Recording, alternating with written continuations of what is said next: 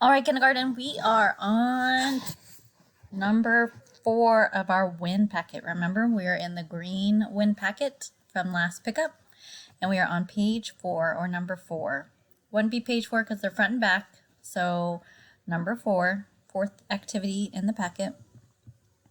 And let's start. It says fill in the missing. And I also want to say, this is very much like the last couple ones, basically all the ones we've been doing this week in this new packet so far. So again, I am not going to fill out the answers for you. I'm going to guide you through it, and then I want to see what you do on Seesaw. So after you finish this, I want you to go and take a picture of it on Seesaw for me, okay?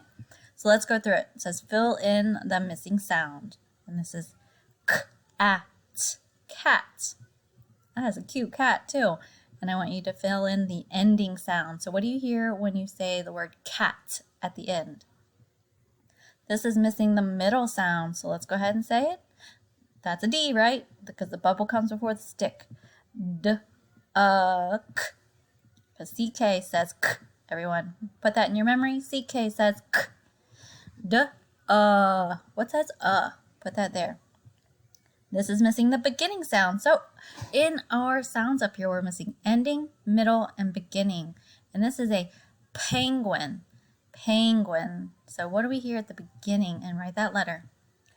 Down here we have hear, play, said. Hear, play, said. So what does number 1 look like? What kind of letters does it look like it needs? Right? I think it might be play. Number 2 has a tall and 3 short. So which one has a tall stick and 3 short? And this one has 3 short and 1 tall. So which one has short letters and then a tall stick? Draw a picture and complete the number sentence. So just like yesterday, finish the number sentence. 4 plus 2 more. Remember, use your fingers or your number chart. 4 plus 2 more, 4, 5, 6. That's right. Put a 6 there and then draw 6 dots.